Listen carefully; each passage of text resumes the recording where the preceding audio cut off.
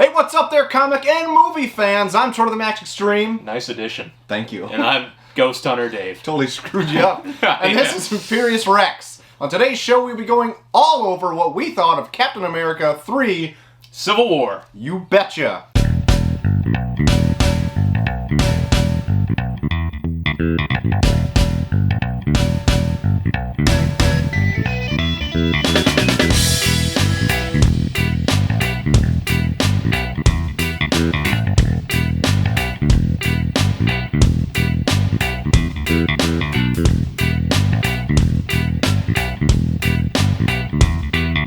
And we're back. Coming to you from a very impromptu shoot today. Saw Captain America over the weekend. Yep. Today happens to be Free Comic Book Day. So Boom. Hopefully everyone enjoyed that. Did a little comic shopping earlier. And now we're about to have cookout with, friends and kids and all that. So we figured we'd get a little window here to try to geek out. Captain America Civil War was, if we can just say it right out the bat, pretty amazing. Yeah. The Best of Marvel's slate so far? I would say, like, every time I go and see one of their movies, I'm like, oh, that was really good. And especially with Winter Soldier, I'm like, oh my god, that was really good. And this one was more of the same, but I want to see it one more time, because there's a few things when I was watching it the first time, I was like, I wonder how I'm going to think about that later when I get it on, like, Blu-ray or something. And how it's a lot bluer. Yeah, way more bluer. So, I don't know, but we'll get into that a little bit later. Yeah, I have the same way, where every time I see one, I'm like, that was really good. But at the same time, I'm the biggest original Iron Man fan, and that was the first one, so everything I always kind of hold up to that. And I would say Iron Man is still, like, the most accessible Marvel movie. You just throw that in, it's great all the time, and you don't need to know anything around it. Now they've come to the point where they can really utilize the universe they've created. Yeah. But you can't just give Civil War to someone off the street that hasn't put in the time to watch the other ones. Yeah, they would have no context for anything. Yeah, so, like, I would say it's hard to say it's a better movie than that, but just there's so much more effort put into it. Yeah. And it so much more pays off because you've watched, like, 15 movies. Yeah. And now when you see Captain America and Iron Man fight and you've been invested in these characters over, like, 2 trilogies and all these other standalone movies, like, it has emotional impact and weight to it. The payoff is amazing. Yeah. At points in the movie, I was just like, holy shit! There's one moment in particular, which, I mean, it's no spoiler, the trailers showcase it, it's a highlight of the movie, where every hero in the universe essentially squares off. Yeah. And for that 15-minute period, I just was constantly like, I cannot believe I'm seeing this. I know. Like, 5 or 6 separate instances where it's like, I never thought I would see this. And it's all in the same movie, in the same, like, 10-minute scene. I know. Where, like, you get Spider-Man, and you see him do everything you want to see Spider-Man do in a movie. Yeah, he was amazing. Just knocked it out of the park. Yeah. And I'm not a big Maguire fan, but for those movies, Tobey Maguire was fine. Yeah. I liked Andrew Garfield as Spider-Man, and those movies were fine, I guess. Yeah. But as soon as you see, is it Tom Holland? Yeah, Tom Holland. As soon as you see him on screen, and he says his first line, I'm like, that is Peter Parker, that is Spider-Man, perfect. Like, case closed, end of story. And then when he suits up and does his thing, it's amazing. I know. You just wonder, like, what? How? We've had so many Spider-Man movies. Yeah. How is it taken this long to be just right? But it's perfect. I know, and they made it look just, like, so easy. They didn't have any setup. Yes. They didn't have an origin story. They just threw him in there, and he's like, perfect. Just let him do it. Let him do his Spider-Man thing. You get a very vague explanation of, the great power, great responsibility without having to watch Uncle Ben kick it one more time. Yeah. Which I'm sure we'll see again. Yeah, in a flashback, If they, like, gloss over it kind of the same way Snyder did Batman's parents' death. Like, opening credits or something and then move on. That's fine. Yeah. And I feel like that's what they're going to do. Yeah. They already did that in, like, The Incredible Hulk, where they showed, like, the origin and the beginning of it. I love that. Yeah, it's like, we all know the story at this point. Just go. Yeah. Just go. For the love of we're God. moving. We're not backtracking. We're going forward. Speaking of the action scenes, the action in... Because I just went back and rewatched both the first Avenger and Winter Soldier for the podcast I do with my friend JT3K. Check it out sometime. But I will. Thank you. The action in Winter Soldier is amazing. Oh, it's so good. And the action piece, like, right in the beginning of Civil War reminded me a lot of Winter Soldier. And every single action piece or, like, hit, like, you felt it. It looked like it would kill everybody. Every time the Captain America comes up and just wallops somebody. Shoots him into a wall and the bass, drop kicks him. The sound effects and everything when... It just sounds like bone crunching, and every time you're like, damn! You just want to keep seeing them. Yeah, there's 3, like, main fight scenes in Civil War. Yeah. And we haven't spoiled anything yet, so let's be careful. We'll announce if we're going to spoil. But the first one is a very, like, tactical guerrilla-style fight, where it's Cap and his special ops team, essentially... going into this foreign country and stopping, like, this renegade group. Yep. And that's very much like the Winter Soldier. Yep. It's, like, parkour type of stuff. And it all looks very believable, but just upped to 11. Oh, yeah. And it's got a bit of a shaky cam feel to it, but it's not like Hunger Games or Bourne films shaky cam. I didn't even realize it was going on. It just looks like, holy shit, like, there's a lot going on. Mm-hmm. Second fight is the big... epic superhero fight, which completely different style, but equally amazing. Oh my god, yeah. Powers on display, everyone gets, like, their share, you know? Yeah. Everyone gets equal screen time. Mm-hmm. No one just comes in for a moment. Like, it's just, for this cast, they spread it out so well that no one feels shortchanged or, like, shoehorned in. Right. And everyone is in this, including, like, 3 brand new characters who weren't in anything before this. Yep. And, like, you had enough of them. It was great. It kind of is like a ratio of, like, screen time to amazing things happening. Like, if you're not in it that much, then you're going to hit this awesome piece in this fight scene, which I'll get to, like, near the end when we spoil it. But. Yeah. And then the third fight is the Throwdown, which I didn't know that was going to happen at the climax of the movie. Right. Now, I guess it's getting a little spoily, so if you don't want anything spoiled, turn off now. Mm-hmm. But yeah, like, Cap and Iron Man go head-to-head. Right. And the way it was leading up, they kind of lead you in the direction where you think they're going to fight, like, a bunch of other Winter Soldier type of guys. And I was like, that's kind of anticlimactic after we just saw this big superhero brawl. Yeah. Like, we're just going to fight some nameless goons. Yeah, I was really hoping that didn't happen. That is not what happens at all, and it's just this full-on, like, 3-person royale there with Bucky, Cap, and Iron Man. Mm-hmm. And it is brutal. Oh my god. And that's how they up it from there. Like, it's another different fight where it's just, like, no holds barred, like, friends or enemies, and they just let each other have it. Because by that And I didn't know how it was going to go. I thought, like, one of them is going to punch the other until they're dead. Like, they're literally going to kill them or choke them out or something. Like, at the end of the fight, right where it ended, I'm like, oh my god, like... Did he just fucking kill him? There's a blow where, like, they turn away and they show the person that issued the blow. Mm-hmm. And I'm like, cut back to the other guy. Is he still alive? Like... Yeah. Because it seemed like that could have killed him. Yeah. It was good. By that time, the fight is so personal, and you've already gone through the whole Civil War. Uh-huh. By that point, it's really hard-hitting and really cool. Yeah, man. Like, the stakes are up in this. Yeah. This is what was missing from Avengers 2, which everyone talks about. And, like, Avengers are just their big, fun blockbuster. Mm-hmm. They're, like, their double-sized issues. Their annual issues or something. Yeah. And then this is what you've been waiting for. This is why you invest yourself in 12 movies prior to this and get into the characters, because when something like this happens, you know, it means something. Yeah. Oh my god. This movie was just... Do you have any criticisms of the movie? We're praising it a lot. Yeah. One of which, hot Aunt May. Not so much a criticism as it caught me so much off guard when it happened. Yeah. That, like, I almost missed dialogue in that scene because I was still just wrapping my head around, like, a hot Aunt May.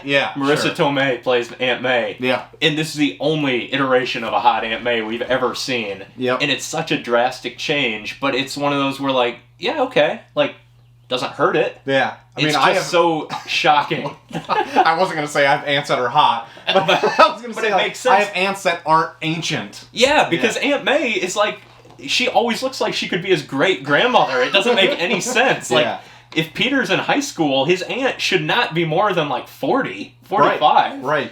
And Marissa Tomei is right around that, and she's beautiful. Mm-hmm. So it makes perfect sense. It's like, why haven't they ever thought of doing that before? I mean, was there ever, like, an idea to, like, let's sex up Aunt May?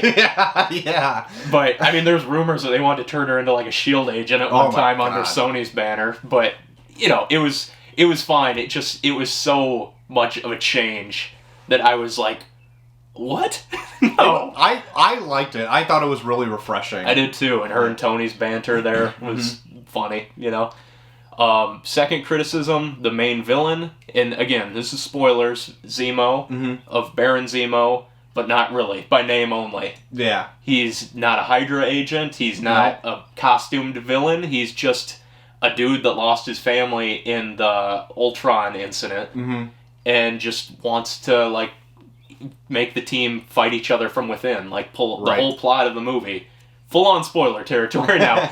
The whole reason for this is he manipulates things behind the scenes to get them to fight and kind of kill themselves from within. Yeah. And I kept waiting for some bigger reveal, like, and maybe he's really Loki, and that, like, it's all been a plan of his. Sure. But, like, no, he was just some dude that lost his family in this attack and blamed them for it, and that was it. Yeah. It's like, okay, that's good. I just was expecting more of a villain. But, like, he's only there to set them all up. The villain, there is no villain. It's just the two heroes, essentially. Yeah. And Zemo had a bigger part in the movie than I originally thought, too. Because I heard he was in it, and all the characters are in it, and they're doing this, fighting each other, and then I kept forgetting, like, Zemo's thrown in here, too. Yeah. And I'm like, where? Yeah, when is he going to pop up in this? But I thought he was... as what they did to change the character from the books and the source material, like, they wove him into the story really well. I had a hard time finding, like, sympathy for Captain America's actions sometimes. Yeah. Because they had the whole Team Iron Man, Team Cap thing. And do you want to just say it right now what you would be? Oh, yeah. Well, I mean, we know. We chatted before this. Yeah, we did. Team Iron Man. Yeah, both of us. Like, it just makes the most sense. As an adult, you're like making okay, a rational decision. Come on, yeah, we got to grow up a little bit. Yeah, and I was talking with my wife on the car ride home, and she was saying, because she's the opposite, and she's like, "Why would you want to be held down by some group of people with an agenda?" But I'm like, it's 130 countries. It's a democracy of the highest degree. Yeah, like, it's more of a democracy than America. Yeah, and then so essentially what you're siding with is one guy who thinks he knows better than the rest of the world of what you should do. Yeah. Granted, he's Captain America and a pretty stand-up guy, but you're just putting your hands into one person's opinion. But yeah, I mean, he's an idealist.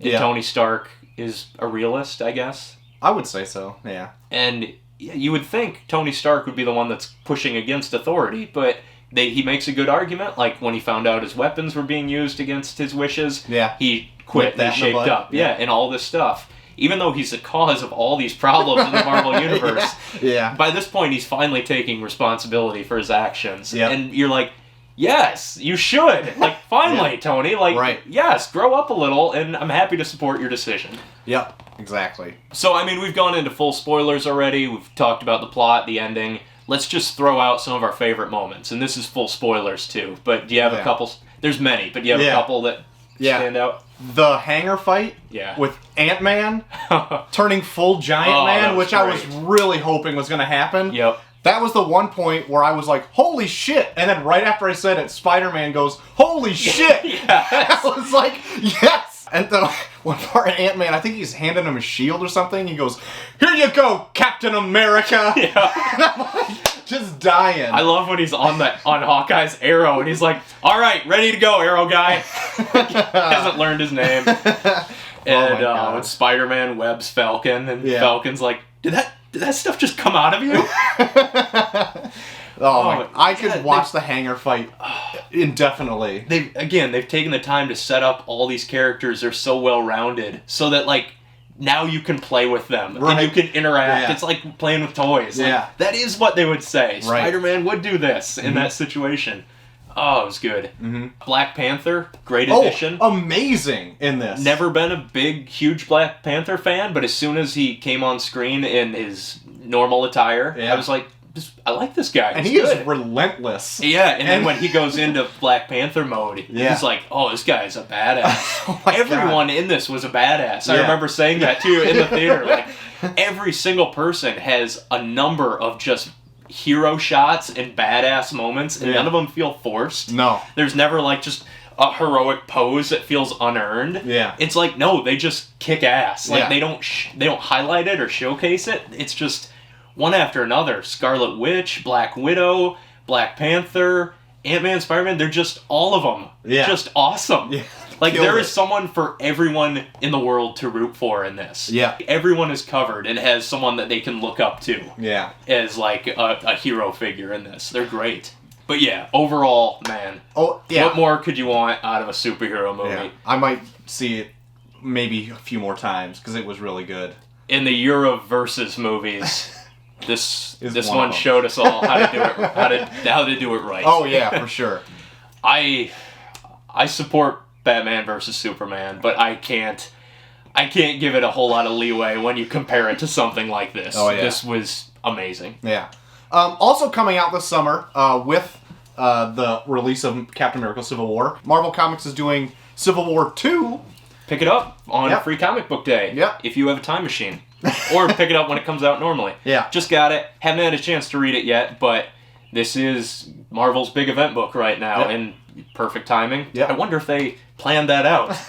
Who knows? Yeah. It's supposedly somewhat of like a Minority Report kind of deal. There's this Inhuman that can tell the future, and so they can tell when like bad things are happening. I have no idea. And I'm looking through it, and I'm like, I am so out of touch with the current Marvel universe. Yeah. So one side is in favor of like trying to stop things before they happen, another side is trying to like see if they can change the occurrences of these before they happen. Right, and Carol Danvers, Captain Marvel's a power player. It's her and Iron Man squaring off rather than Captain America and Iron Man. Yep. And apparently Thanos plays a large role in it as Who well. knows? We'll see. Check it out this summer. Why not? And then second, following up on last week's episode where we discussed Renato Jones, the 1%, we were able to chat with the creator, Kaare Andrews. Yep. And I was worried. Because we talked to him, we put a lot of weight on this. Yeah, like, before we knew pretty much anything read about the book. It. Yeah. Saw a couple sample pages, and they were out of context. They were very strange. Yeah. And then I picked this up the day it came out, went home, read it, and holy cow, it is a great read. Yeah. It is fantastic. And I've been seeing nothing but like 5 out of 5 stars and like perfect scores for this first issue. Yep, so. I heard it just went back to a second printing already. Holy cow. Like, it's been out a week and it's going into a second printing. They've got a variant cover with like bullet holes in it and stuff. Oh, I've seen that one. Yeah, that's cool. And it is great. It is a work of art. The artwork in it is phenomenal. But yeah, just an excellent read. I would recommend it to anybody, whether or not you're even a huge comic fan. It's one of those books that you don't need to know anything about comics going into it. It's just a good original story. But definitely, you want to support like an indie creator, someone that did everything on this book, essentially. Mm-hmm. Colored it, drew it.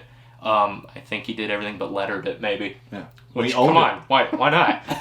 Yeah, why'd you stop there? But no, it's a fantastic book. Very original, very unique. Doesn't look like anything else out there. And it's a great story, too. So pick it up. Good deal. So, obviously we saw Captain America: Civil War. What did you think of Captain Civil War? Did you see it yet? Did we spoil things for you? Are you mad at us? Let us know down below what you thought of that and if you're excited for Civil War 2 coming out this summer. Did you read Renato Jones at 1%? We love to hear about it. So many things that you can do. So let us know down below. Until next time, I'm Troy the Max Extreme. And I'm Ghost Hunter Dave. And we'll check you out next week. Thanks.